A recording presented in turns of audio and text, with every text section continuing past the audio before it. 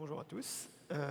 Moi j'interviens avec mon collègue au nom du CFMS et du SFEG pour vous présenter le travail qui a été réalisé dans le cadre d'un groupe de travail commun.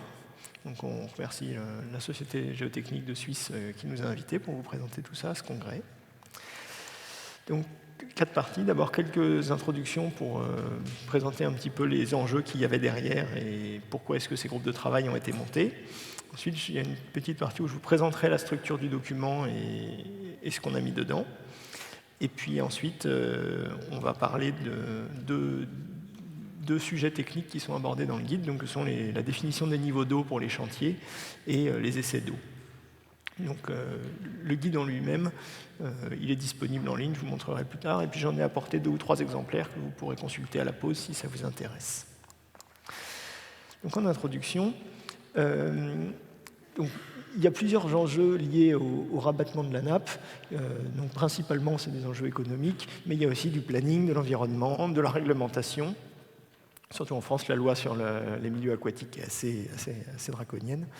Et puis, il faut prévoir les choses en cas de réclamation, etc. Donc, je vais vous passer quelques exemples. Là, par exemple, vous avez une fouille où les niveaux d'eau les niveaux de rabattement étaient trop importants par rapport au débit qui était autorisé, donc ça a nécessité beaucoup de dossiers administratifs supplémentaires et on a perdu 6 mois avant de pouvoir faire la fouille. Il y a d'autres endroits où ça n'a même carrément été pas possible parce que le dossier n'avait pas été fait correctement. Ça, c'est une fouille où la mauvaise estimation des débits a conduit à modifier les méthodes de réalisation et faire un radier immergé. Donc ça a eu des impacts sur les coûts et les plannings et on a dû faire intervenir des plongeurs pour surveiller les qualités de réalisation. Vous avez des enjeux aussi en fonction des perméabilités sur la praticabilité du fond de fouille, sur les terrassements qui sont plus ou moins faisables en fonction de ce qui est faisable, et voire même en fonction des techniques. On peut ou pas rabattre dans certains sols. Donc là, c'était à droite le cas. On n'a pas réussi à rabattre avec la technique qui était proposée. Vous avez, donc, comme on l'a vu tout à l'heure, des cheminements préférentiels à contrer. Vous avez des problèmes de stabilité. Puis là, vous avez à droite l'exemple d'une gare allemande, d'une ville célèbre que vous connaissez probablement mieux que moi. Voilà. On parle les problèmes de gradient, je vais passer rapidement parce qu'on les a déjà vus, mais je peux vous montrer les petites vidéos si je sais comment faire. Comment ça marche? Ah voilà. Donc là, vous avez en fait un écran et il y a un renard qui s'est développé. Donc vous avez en bas la correction qui a été apportée pour supporter ça. Et puis le même genre de petite manipulation qu'a pu vous montrer M. Ziegler tout à l'heure. Donc voilà.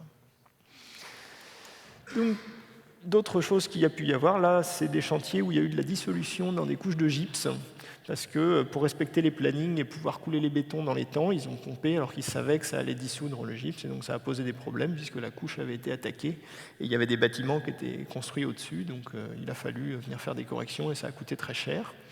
Et à droite, vous avez un exemple, c'est une centrale nucléaire en France, où les débits avaient été mal estimés, et il fallait rabattre de plus de 2 mètres, et quand ils sont arrivés à 2800 mètres cubes par heure, ils se sont aperçus qu'ils ne rabattraient pas plus de 30 cm, donc ils ont tout rehaussé de 2 mètres avec les surcoûts de remblai que ça a pu générer. Ça, c'est un autre projet de centrale nucléaire qui avait eu posé des problèmes, c'est une galerie, et vous avez les sables verts de l'Albien où il y a des pressions de 12 bars qui se promènent. Et donc, effectivement, vous avez la photo avant à gauche et puis après à droite, ça a soulevé le tunnel et ça a noyé le puits. Donc, effectivement, là, il n'y avait pas de précaution particulière sur les enjeux associés.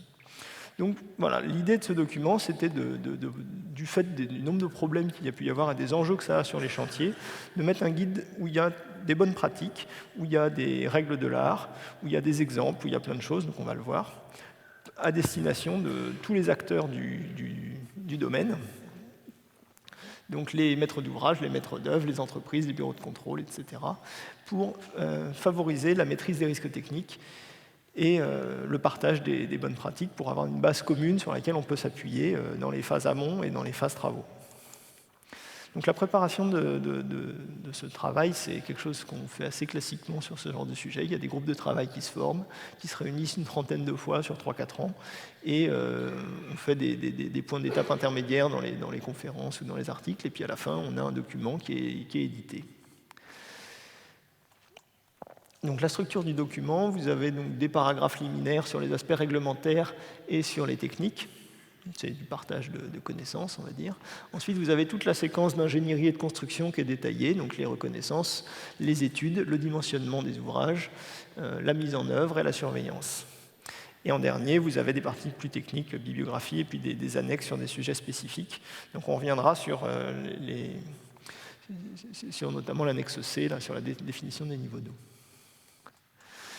Donc, comme je disais, il y a plusieurs types de choses dans ce document. Vous avez des présentations techniques, donc pensées pour à la fois les gens qui connaissent, mais aussi pour les maîtres d'ouvrage ou les maîtres d'œuvre qui potentiellement ont un peu plus de recul par rapport à ces choses-là. Du glossaire, des descriptions de phénomènes en jeu, des figures, pas mal de figures, et puis les différentes méthodes, des types de parois.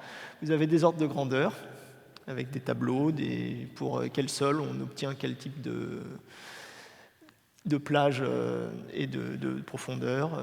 Vous avez des tableaux pour les délais en termes d'instructions réglementaires, donc c'est adapté au contexte français, mais effectivement. Des développements théoriques sur quelques sujets. Donc, sur le renard solide, c'est beaucoup moins détaillé que ce que vous a présenté M. Ziegler, notamment on se réfère principalement à la norme française, mais sur d'autres aspects, par exemple, vous pouvez avoir des choses qui sont détaillées et des méthodes qui sont proposées. Et puis voilà, des recommandations pratiques, donc à la fois sur les méthodes, mais aussi sur la façon de gérer des modèles numériques, les risques d'érosion interne, il y a une bibliographie un peu plus extensive, et des programmes de surveillance type, etc. Et puis beaucoup d'exemples. Donc là, vous avez 3 exemples. Un exemple sur le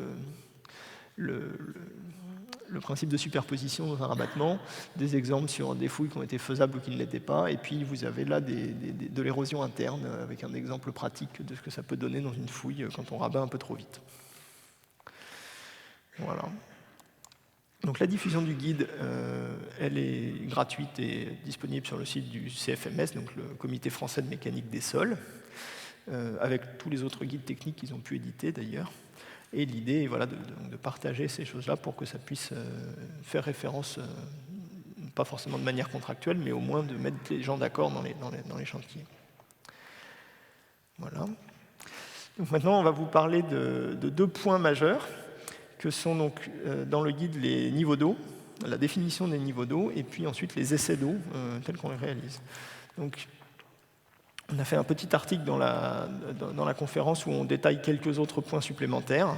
Donc je vous laisse vous y référer. Là, vu le temps imparti, on va se concentrer sur ces 2-là. Donc je vais commencer par les niveaux d'eau, puis mon collègue fera l'autre.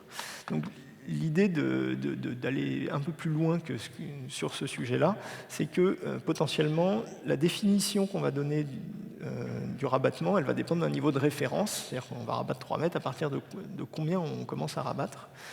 Et ça peut avoir une importance dans la technique qui va être employée, puisque si on prend des niveaux plus hauts, on est plus sécuritaire, mais potentiellement on va devoir se tourner vers des techniques plus chères.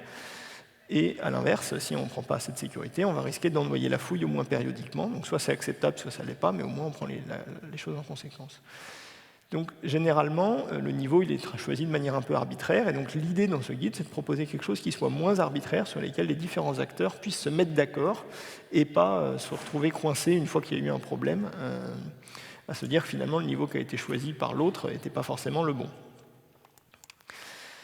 Donc tout d'abord, ça nécessite évidemment d'avoir des données piézométriques à analyser. Et ensuite, l'idée, c'est de présenter une approche pour dériver de ces mesures un niveau à prendre en compte pour le chantier en fonction de sa durée et du risque qu'on accepte de prendre dans le voyage de la fouille.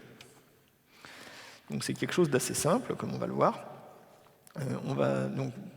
Réglementairement, le niveau d'eau pour les chantiers, c'est associé à un niveau caractéristique par rapport à l'Eurocode, donc ce n'est pas un niveau fréquent, un niveau quasi permanent ou même un niveau accidentel qu'on prend, ça s'associe à du caractéristique. Et ça tient compte des conséquences de dépassement. C'est-à-dire que si le risque c'est de noyer une pelle et qu'on juge que c'est acceptable, on va le prendre en compte dans la définition du niveau. Si en revanche on juge qu'un arrêt de chantier ne va pas être acceptable d'un point de vue planning ou d'un point de vue coût, on va diminuer le risque qu'on associe à ça. Et donc voilà. Quand on a des chantiers qu'on sait qu'ils vont être dans une saison particulière aussi, ça c'est quelque chose qu'on peut intégrer dans l'analyse. Comme je disais, c'est des sujets qui vont être très sensibles quand il y a des problèmes en cas de travaux. Donc l'idée, c'est vraiment d'avoir quelque chose de robuste avant que ça commence à poser problème, plutôt que de devoir a posteriori justifier les choses. Oui, juste le dernier point, c'est sur les modalités de contrôle. On a pu avoir des chantiers où le niveau d'eau était déterminé, puis une fois qu'on pompe, ça change les écoulements, ça change les niveaux d'eau. Donc on n'avait plus de référence pour déterminer si le niveau d'eau qu'on avait estimé, il était atteint ou pas. Donc il faut se mettre d'accord avant sur où est-ce qu'on va mesurer le niveau, parce que s'il est dans l'emprise de l'impact du rabattement, on ne sait plus ce qu'on mesure. Donc l'approche qui est proposée est probabiliste, et l'idée c'est vraiment de discuter entre différents acteurs sur un niveau de risque, et non pas sur un niveau, puisque entre sachant et non sachant, déjà il y a une distorsion d'information, et puis ensuite, discuter sur un niveau, ça parle pas à un maître d'œuvre ou à un maître d'ouvrage. Donc définir une période de retour par rapport à un niveau de risque et la durée du chantier.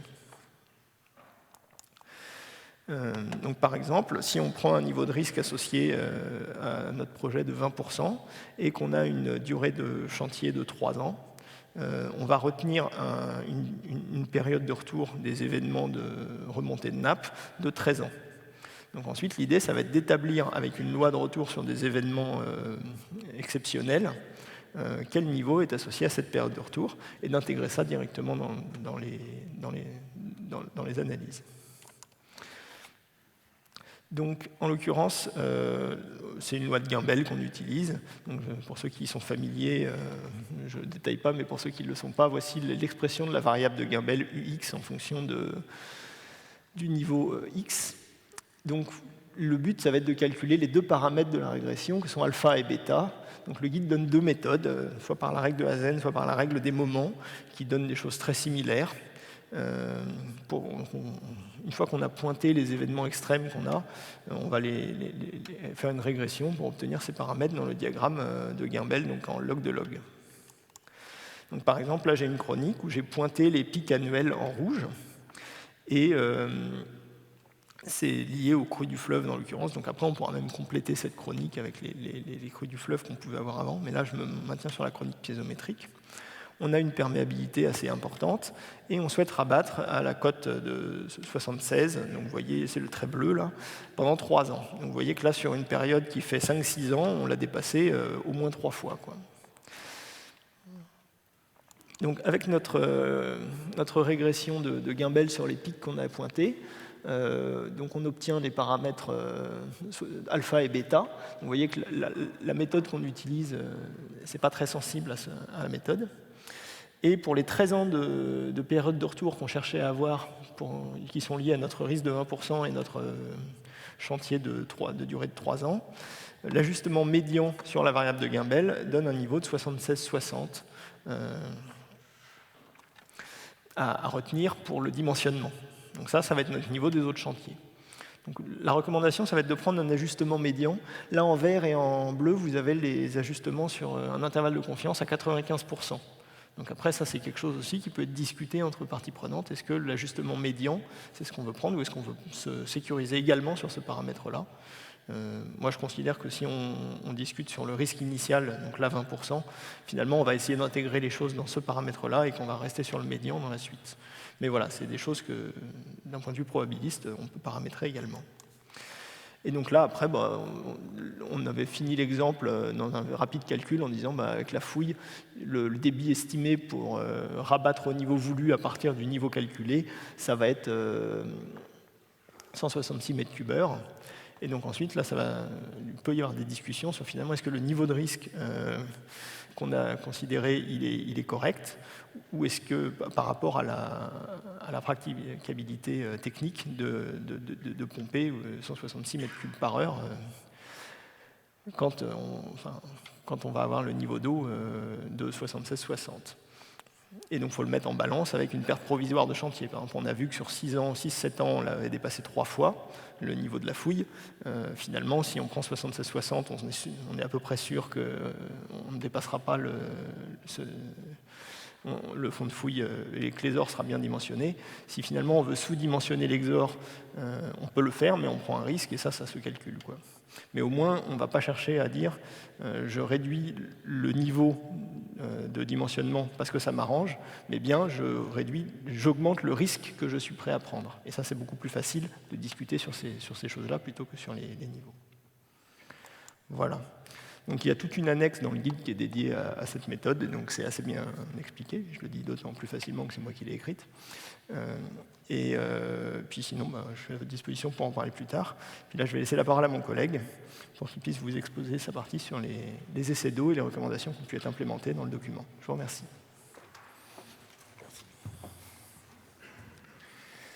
Bonjour. Donc moi, je vais plus vous parler des reconnaissances et de la méthode de mesure pour déterminer les niveaux d'eau, et également pour déterminer les perméabilités, dans le but de dimensionner les structures provisoires et définitives du chantier. Alors ça va être plutôt un retour d'expérience sur ce qu'on voit sur les grands projets, mais aussi sur des petits, et peut-être vous donner des idées sur ce qu'il faut éviter, sur ce qu'il ne faut pas faire, et les causes perdues d'avance qu'il vaut mieux essayer d'identifier tout de suite. Donc les besoins, en général, c'est connaître le contexte hydrogéologique général dans lequel on va faire une excavation. On s'intéresse principalement aux excavations souterraines. Il y a peu d'importance en routier, même s'il y en a quand même. On a besoin des niveaux d'eau pour les dimensionnements et des paramètres hydrodynamiques pour le dimensionnement des exors et voir si le projet finalement est faisable. Donc mon exposé va être en plusieurs points. Donc d'abord, décrire un peu globalement les enjeux pour les donneurs d'ordre privés et publics qui sont quasiment toujours les mêmes.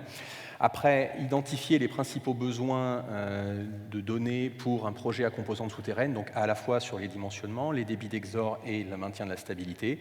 Et après, des focus sur les grandeurs mesurables, les appareillages utilisés, les types d'essais, ce qu'on peut faire en sondage, ce qu'on peut faire sur les ouvrages pérennes et surtout les choses qui sont peut-être un peu à éviter ou au moins à regarder précisément avant de les lancer.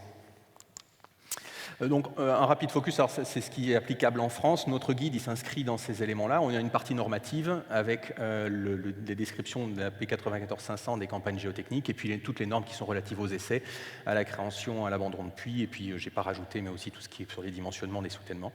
Et on avait jusqu'à présent le guide des bonnes pratiques qui était dans une annexe 7 d'un document de l'AFTES, qui était quand même une dizaine de pages mais quand même relativement restreint. Notre guide s'ajoute donc, si vous voulez, au guide de bonnes pratiques et recommandations. Comme l'a dit Baptiste, ce n'est pas une norme, c'est un peu un état de l'art et des choses qui sont, on estime, raisonnables à faire. Et ce guide aussi a vocation à être amélioré dans d'autres versions ultérieures avec des retours qu'on pourrait avoir sur les chantiers.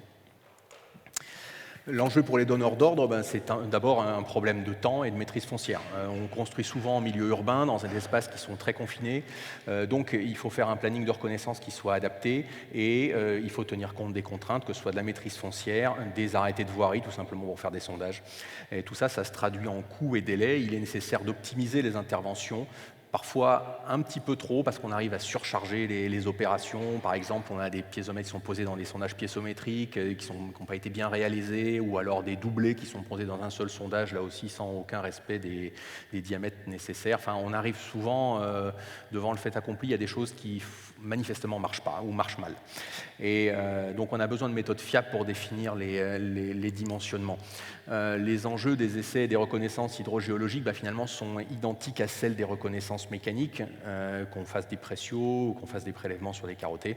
On a une maîtrise du volume, du planning des reconnaissances, on doit essayer de caractériser au mieux la zone globale du projet et également la zone d'influence géotechnique, tout en maintenant une certaine qualité quand même et une traçabilité, puisque souvent dans un chantier s'enchaînent plusieurs entreprises, plusieurs bureaux d'études, l'entreprise de construction qui elle-même va avoir son bureau d'études, interne, externe.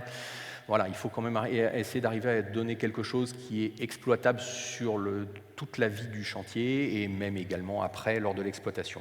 Donc un programme de reconnaissance qu'on établit, c'est un compromis finalement entre les objectifs qu'on cherche à atteindre, les contraintes de site ou les contraintes réglementaires, les délais, et finalement tout ça, ça se traduit en termes de coûts et d'éviter les retards planning en général. Alors, on va s'attarder un petit peu plus sur cette figure qui, bon, c'est comme si on avait un ouvrage souterrain, un puits ou une gare, quelque chose comme ça, dans un contexte, là, j'ai représenté deux aquifères, le 1 et le 2, séparés par une couche qui est peu perméable. Donc, les problématiques qu'on rencontre généralement, c'est d'abord le dimensionnement des soutènements, parce que on veut creuser, donc il faut que ça tienne un peu sur les côtés. On a les impératifs du terrassement. Alors, si on rencontre de l'eau, on a vu tout à l'heure avec le docteur Ziegler qu'il fallait éviter que ça tombe, ou qu'il y ait un renard. Oui. Lentement. Parce qu'on a de la excusez-moi, mais je vois la traduction. Excusez-moi. Bon, je vais passer des diapos, merci. Je pense qu'il transpire maintenant là-haut pour traduire. Donc, pardon. Donc, si on a besoin de mettre en place un rabattement de nappe, il nous faut des dimensionnements de niveau et de perméabilité, et également pour vérifier la stabilité des soutènements vis-à-vis de tous les phénomènes hydrauliques ou hydromécaniques. On a besoin de caractériser les niveaux et les perméabilités des aquifères 1 et 2, et y compris de la zone qui est au milieu, qui les sépare, si on a besoin de mettre en place un rabattement de nappe. Ce qu'on peut mesurer sur place, ça va d'abord être des potentiels des longueurs, quand on fait des mesures piézométriques. Je pense que vous savez tous ce dont on parle, mais bon, on a des mesures manuelles et on a des mesures automatisées ou indirectes, que ce soit par des capteurs, enfin des capteurs de pression directement, ou par des cordes vibrantes type CPI. Et après, on a toutes les mesures de potentiel qui servent à l'environnement, comme la conductivité, le pH et l'oxygène dissous. Et on a également en parallèle besoin de mesurer des flux, c'est des débits, principalement des débits et aussi des courants électriques, parce qu'il y a certains types de CPI qui fonctionnent qui donnent des ampérages plutôt que d'avoir des voltages. Et enfin, on a une mesure de temps. Sur toutes ces valeurs, on a une incertitude qui est liée au matériel et une incertitude qui est liée à l'humain.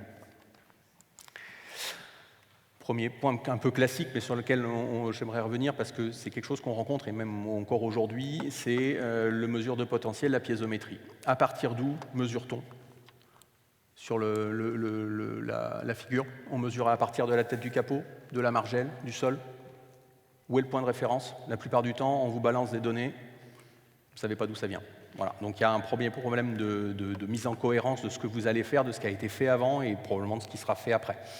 Le même problème se pose avec les mesures automatiques. Est-ce que les capteurs ont une gamme de mesures qui est adaptée? Est-ce qu'ils ont été correctement étalonnés? Est-ce que la précision est de l'ordre de la grandeur du phénomène que l'on cherche à mettre en évidence? Même problème pour les mesures de qualité. Est-ce que votre pH-mètre est étalonné? Est-ce que, voilà, tout à fait, le conductimètre, toujours la même chose. Un premier retour d'expérience qu'on a eu nous-mêmes sur des formations stratifiées au sud de Paris.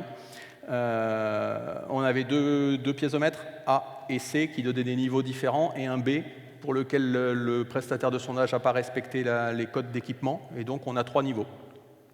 Bon, on voit avec le piézomètre B, qui est central, que finalement la mesure perturbe le phénomène. On a une mise en communication avec un niveau mesuré qui finalement correspond à rien de physique, à une moyenne ou une médiane entre les deux, on ne sait pas trop. Le profil hydrostatique supposé est celui qui est complètement à droite, et donc le B, on l'a détruit complètement parce qu'il perturbait le fonctionnement. Ça, c'est important d'identifier ce genre de cas, parce que pour les dimensionnements, ou pour un rabattement de nappe, si on va ancrer des parois dans la couche étanche, finalement on n'a s'occupé que de la couche 2 et pas forcément de la couche 1. Inversement, pour la stabilité, il faudra prendre en compte la couche 1. Dans le référentiel normatif français, je vais passer assez vite, je ne pense pas ça vous... On a les normes ISO qui sont sorties pour les différents types d'essais qu'on peut avoir. En gros, pour tout ce qui est rabattement de nappe, on va privilégier les essais de pompage. Et pour ce qui est drainage, dans les couches qui sont peu perméables, on va pouvoir parfois se contenter pour des essais en sondage qui sont moins représentatifs, mais finalement, c'est tout ce qu'on pourra faire. Les essais en labo étant pas utiles pour véritablement dimensionner du rabattement de nappe. Un autre problème, c'est les mesures de débit. C'est quelque chose qui est beaucoup plus difficile à faire avec une précision importante que les mesures de potentiel. Donc là, j'ai mis 3 exemples de mesures de débit, soit par un seuil, un canal, ou par exemple pour les eaux de surface, ou un chronométrage. Vous avez un gars avec un seau et un chrono. Bon. Et puis sinon, vous avez un débitmètre automatique, instantané, ou alors un chronomètre avec un compteur qui correspond à peu près au même. Mais ces mesures sont plus incertaines, et l'idée, quand on va faire des essais, c'est on ne peut pas faire varier à la fois le débit et la mesure de niveau. Donc on va essayer de faire varier le débit le moins possible, puisque c'est quelque chose qui est la plus difficile à mesurer, plutôt de mesurer ces variations. On va le maintenir constant en écoulement libre, et éventuellement a posteriori, on va le mesurer. On va dissocier les deux. Voilà, parce que voilà ce qu'on obtient généralement quand on a des opérateurs qui essayent de faire varier les deux. Là, c'est 2 exemples d'essais en sondage où l'opérateur a essayé de maintenir un débit constant. En orange, vous avez la courbe des débits, en bleu, vous avez la courbe des potentiels. On arrive dans le premier cas à un débit qui est subnul avec un tubage qui est rempli. Et dans le deuxième, on a l'influence finalement du poteau incendie où il s'était branché pour faire une injection qui lui aussi varie, et on a des choses qui sont impossibles à interpréter. Donc l'idée, c'est véritablement de dissocier les deux, et il y a quelques idées dans la littérature, notamment le dispositif de Maurice Cassan, basé sur les formules d'ajutage, où on a quelque chose qui est à débordement et qui donne un débit constant. C'est un régulateur de débit, finalement. Tant que le réservoir interne déborde, on a un débit constant qui sort du dispositif. On peut l'utiliser soit en injection, soit en pompage. Donc, on dissocie l'obtention du débit de sa mesure. Bon, ça, c'est ce que je viens de dire. Et après, pour les débits plus importants, on a des automates de régulation qui font varier les fréquences de rotation des pompes, toujours pour avoir un débit constant. Et là aussi, on a une marge d'erreur qu'il faut connaître et qui doit être adaptée à la valeur de l'essai.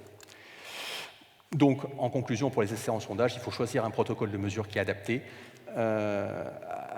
au contexte hydrogéologique, de façon à réduire les incertitudes. Il faut essayer, après, en interprétation, d'apprécier la sensibilité des résultats aux erreurs sur les mesures et savoir finalement comment replacer ces mesures dans le contexte de son dimensionnement et essayer d'intégrer le facteur humain, parce que des erreurs de mesure, ça se rencontre assez vite. Maintenant, ça j'ai abordé jusqu'à présent les ouvrages qu'on faisait pour l'occasion, enfin les essais en sondage. Maintenant, sur les ouvrages pérennes, exploiter l'existant finalement, toujours dans l'optique d'optimiser les campagnes, les coûts et le temps d'intervention. Donc on peut faire des suivis piézométriques, pompage d'essais, tout un tas d'autres choses, et puis exploiter la bibliographie. Je vais passer assez rapidement là-dessus. Bon, un premier truc, le micromoulinet, je ne sais pas si vous connaissez, c'est quelque chose qui a été utilisé pour le dimensionnement des puits et des crépines. Aujourd'hui, on s'en sert, par exemple, pour dimensionner les fiches hydrauliques. Pour essayer d'arriver à identifier les venues d'eau, on descend une fiche hydraulique pour couper les arrivées d'eau. C'est pas mal utilisé en génie civil. Le problème, c'est que des fois, on a un micromoulinet qui est fait dans un sondage qui ne donne pas assez d'eau, dans des formations qui sont peu perméables ou très stratifiées. Et on arrive finalement à des choses qui sont inadaptées, parce que tout simplement, votre pompage vide le sondage ou le puits sur lequel vous faites ça, et puis le moulinet ne tourne pas, voilà, tout simplement. Donc l'important, avant de lancer des trucs qui sont un peu plus complexes comme ça, d'avoir une première estimation de productivité et voir si l'essai est adapté à ce qu'on essaye de faire. Le deuxième essai, c'est quelque chose que j'ai fait faire à Toulouse, c'est utiliser les piézomètres pour faire des mini-pompages d'essai avec des petites pompes, 100 litres par heure, ça suffit, et suivi avec une instrumentation automatisée. Là, on a les 2 exemples de courbes de descente avec les mêmes données. C'est une interprétation dont nous, ce qu'on appelle en France le franc, c'est-à-dire un essai en sondage, en pompage, et l'autre, c'est tout simplement interprétation de Cooper-Jacob, comme dans la littérature. Je vous ai montré le pompage. La phase de récupération, moi je la trouve magnifique, avec 2 courbes qui s'ajustent véritablement bien, une pour des temps courts et puis pour des temps longs. On remarque qu'on est en cohérence entre la méthode de Cooper-Jacob et l'interprétation des essais Lefranc. Et l'ajout de mesures automatiques permet de gagner en précision et d'avoir des essais qui sont interprétables. Ça ne marche pas avec des mesures manuelles. Je ne sais pas pourquoi, mais ça ne marche pas. On arrive à avoir des bonnes courbes comme ça, et on a quelque chose qui est relativement fiable. On peut l'étendre à tout un réseau piézométrique, ça ne coûte pas très cher et ça marche plutôt bien. Donc en conclusion, les essais hydrogéologiques et leur bonne exécution peut apporter beaucoup en génie civil pour le dimensionnement des ouvrages et le rabattement nappe et éviter les sinistres. Il y a une marge d'amélioration importante, moi, de ce que je vois pour les opérateurs qui exercent en France, notamment, sur la qualité des mesures, sur la formation des équipes, sur l'interprétation et sur le dimensionnement véritablement des campagnes de reconnaissance afin de disposer finalement de données qui sont fiables pour aller dans les phases ultérieures de dimensionnement. Il n'y a rien de pire que se trouver, quand on dimensionne des structures, de nouveau à s'interroger sur la fiabilité des mesures qui ont été faites auparavant. et finalement se dire « Ah, peut-être que les hypothèses qui ont été retenues ne sont pas les bonnes et peut-être que je vais devoir revoir mon dimensionnement ou demander des investigations complémentaires pour compléter ». C'est un gaspillage de temps, un gaspillage d'argent et un stress qui est transmis au maître d'ouvrage et ça crispe tout le monde. Donc il vaut mieux être sûr de ce qu'on fait dès le départ pour partir sur des bases solides sur le dimensionnement ultérieur. Je vous remercie.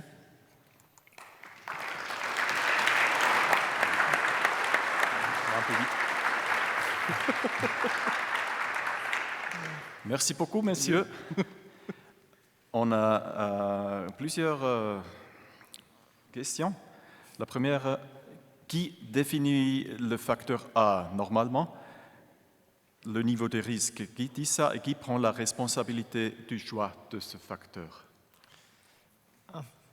Et bien ça, a priori, en général, c'est le maître d'ouvrage qui définit son besoin. Donc ça peut aussi être le maître d'œuvre, parce que des fois, c'est des considérations très pratiques, comme est-ce que le chantier peut supporter d'être ennoyé ou pas. Donc ça, c'est le maître d'œuvre qui va pouvoir dire si c'est sensible ou pas. Mais in fine, l'idée, c'est que tous les acteurs soient d'accord sur le niveau de risque qui est pris. Et parce que de la même manière qu'actuellement, il y a quelqu'un qui prend la responsabilité de définir le niveau caractéristique qui est utilisé dans le calcul. Et plutôt que d'avoir quelqu'un qui va prendre la responsabilité sur le niveau de calcul, quel qu'il soit, c'est de reporter ce choix sur un niveau de risque. Voilà, c'est vraiment ça la démarche. Parce que c'est plus facile de mettre d'accord des gens qui ne sont pas tous du métier, qui sont des maîtres d'ouvrage, des maîtres d'œuvre et des entreprises, sur un niveau de risque, que sur un niveau d'eau qui finalement ne parle pas à grand monde, quoi. Voilà. Mais après, l'idée, c'est que tout le monde soit d'accord sur ce qui est pris, puisque si jamais il y a un problème ou une claim, en cas de litige, il va falloir de toute façon montrer que les différentes parties prenantes étaient d'accord sur ce qui a été fait. Merci, c'est bien compris. Alors, je vais à la deuxième question. Il y a la question, avez-vous des retours d'expérience sur les piézomètres multilevel dans un seul forage, par exemple aussi les fully grouted et les techniques comme ça? Vous avez les expériences. L'expérience de? Pardon? Je n'ai pas compris. Excusez-moi. Avez-vous des retours d'expérience sur les piézomètres multilevel, par exemple fully grouted, dans un seul forage, plusieurs piézomètres? Alors, on a des retours d'expérience qui fonctionnent sur plusieurs sondes CPI qui sont installées dans un même forage et qui sont installées en guirlande dans les couches qui sont trop peu perméables. Je pense notamment à la gare de Massy-Palaiseau qui est encore en construction sur la ligne 18 au sud de Paris. Et globalement, ça a l'air de marcher et de donner des choses qui fonctionnent plutôt bien. Ça dépend beaucoup de la qualité des équipes. Et c'est même plus l'entreprise, c'est la personne véritablement qui va poser ça, qui va l'étalonner, qui va faire en sorte qu'elle se passe plutôt bien. Par contre, plusieurs piézomètres qui ont été posés dans le même sondage, généralement, ça ne marche pas du tout. C'est des capteurs, tout simplement. Les capteurs qui sont noyés, alors noyés soit effectivement dans du coulis, soit noyés dans de la bentonite. Voilà, ça marche à peu près. Merci. Et la troisième question encore, suite à la publication de ce document, est-ce que vous avez déjà des retours et est-ce qu'il y a un processus de mise à jour ou des travaux complémentaires, etc. Bon, on a déjà eu un certain nombre de retours, mais vous êtes les bienvenus pour faire les commentaires et les éventuelles corrections que vous nous transmettez, que vous jugez souhaitables. Mais je pense que ce sera pris en compte, peut-être pas tout de suite, mais peut-être dans 1 an et demi ou 2, quelque chose comme ça, on aura une version actualisée. Après, en termes de suite, là on a pas mal parlé d'essais d'eau, parce que c'est quelque chose qui est traditionnellement très difficile à avoir de l'assurance qualité, on va dire, sur la bonne façon de réalisation des essais. Et donc il était envisagé peut-être de compléter le travail qui a été fait là par un guide similaire sur la façon de réaliser des essais d'eau pour les reconnaissances. Donc ça, c'est aussi quelque chose qui va peut-être se mettre en place dans 1 an ou 2. OK, et une dernière question. L'applicabilité de la méthode avec ce facteur A sur des cas pratiques, est-ce que vous avez déjà mis en œuvre cette approche ou qu'est-ce qui s'est passé? Alors, moi, moi, je suis un bureau d'études intégré à un maître d'ouvrage. Donc, en pratique, de toute façon, quand on travaille pour des chantiers nucléaires, malheureusement, c'est souvent des gros ordres de grandeur. Donc, si jamais il y a un litige, même s'il est avéré que la responsabilité est du côté de l'entreprise, si elle doit payer les frais ou si son assurance doit payer, on fait couler tout le monde. Donc en pratique, c'est très souvent EDF qui paye de toute manière. Donc on préfère prendre les responsabilités, comme la définition des niveaux et des niveaux de risque, etc. Et donc finalement, les ingénieurs projet des maîtres d'ouvrage, eux, ils raisonnent que en termes de risque. Donc chez nous, on l'applique, c'est même comme ça qu'on l'a plus ou moins développé. Donc après, justement, l'idée, c'est d'aller étendre un petit peu cette démarche et voir si ça convient à d'autres types de chantiers. Parce que vous l'avez noté, ça demande quand même d'avoir des chroniques piézométriques assez conséquentes pour qu'on puisse faire des régressions sur les événements exceptionnels. Et donc ça, si on n'a pas un suivi piézométrique sur plusieurs années, on ne peut pas le faire. Donc on est obligé de faire des corrélations avec des niveaux de fleuves qu'on a sur des chroniques plus longues. Donc voilà, ça s'adapte, je pense, bien à des sites qui sont très bien investigués, où on a beaucoup de données. Quand on a moins de données, c'est peut-être un peu moins pratique, mais effectivement, là, avec 6 ans, on arrive à faire quelque chose d'assez robuste, mais avec même 1 an de mesure, où des fois on n'a même pas ça, là, on ne va pas pouvoir aller développer une approche statistique ou probabiliste, quoi. Donc là, il va falloir faire des choses plus traditionnelles. Merci beaucoup. Merci. Non, vous allez où? Non, restez là. Bon, c'est double ration parce qu'on va interrompre votre présentation, alors je me dois excuser, mais sinon, c'est là, avec la traduction, ça va pas très bien. Alors, mais non, c'est présenté. Il y a de toute façon, Merci beaucoup. vous êtes les 2 ambassadeurs suisses en France. Alors, merci beaucoup. Merci beaucoup.